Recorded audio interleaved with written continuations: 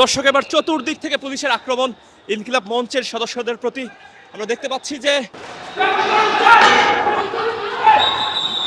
ইন্টারকন্টিনেন্টালের মোড় থেকে আক্রমণ করেছিল এবং পেছন থেকে, এবং একজন সদস্যকে পাওয়া গিয়েছে এবং তাকে কিন্তু উড়াধুরে দেওয়া হচ্ছে।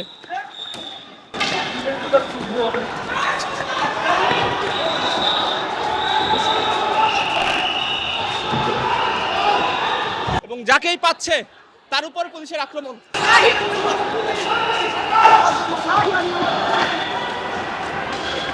যাকেই পাচ্ছে